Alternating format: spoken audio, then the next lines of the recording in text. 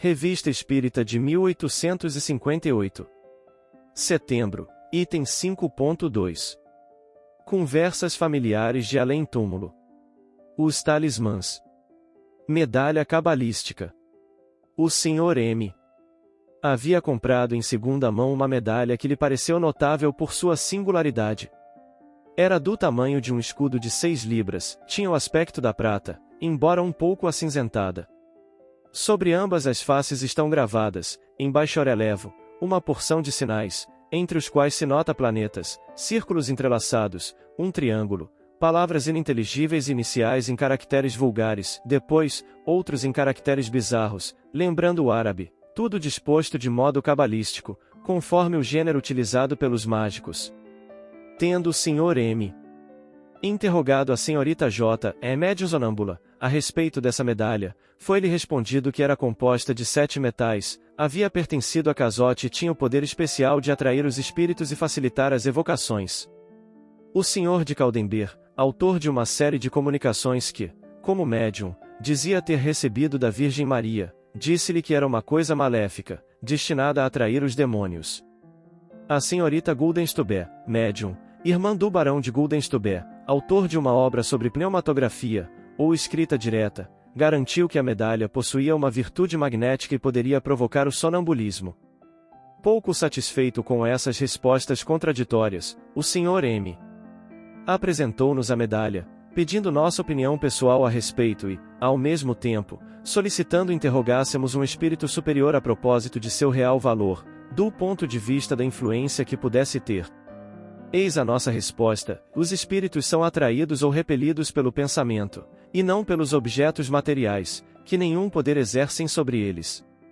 Em todos os tempos os espíritos superiores têm condenado o emprego de sinais e de formas cabalísticas, de modo que todo espírito que lhes atribuir uma virtude qualquer, ou que pretender oferecer talismãs como objeto de magia, por isso mesmo revelará a sua inferioridade, quer quando age de boa fé e por ignorância, em consequência de antigos preconceitos terrestres de que ainda se acha imbuído, quer quando, como espírito zombeteiro, se diverte conscientemente com a credulidade alheia.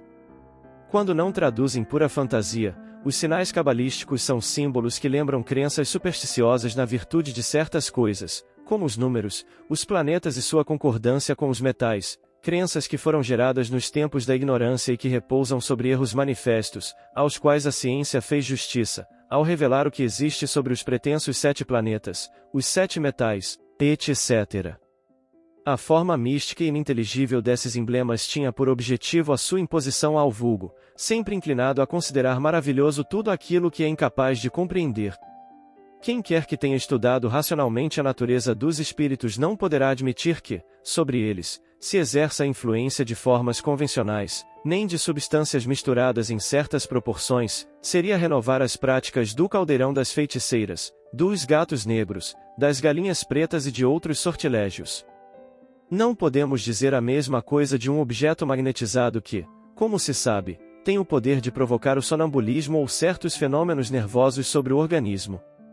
Nesse caso, porém, a virtude do objeto reside unicamente no fluido de que se acha momentaneamente impregnado e que assim se transmite, por via imediata, e não em sua forma, em sua cor e nem, sobretudo, nos sinais de que possa estar sobrecarregado.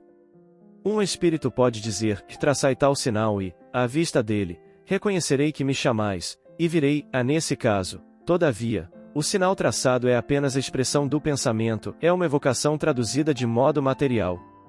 Ora, os espíritos, seja qual for a sua natureza, não necessitam de semelhantes artifícios para se comunicarem, os espíritos superiores jamais os empregam, os inferiores podem fazê-lo visando fascinar a imaginação das pessoas crédulas que querem manter sob dependência. Regra geral, para os espíritos superiores a forma nada é, o pensamento é tudo.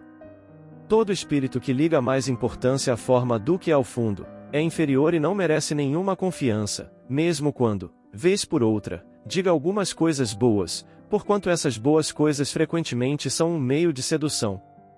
Tal era, de maneira geral, nosso pensamento a respeito dos talismãs, como meio de entrar em relação com os espíritos.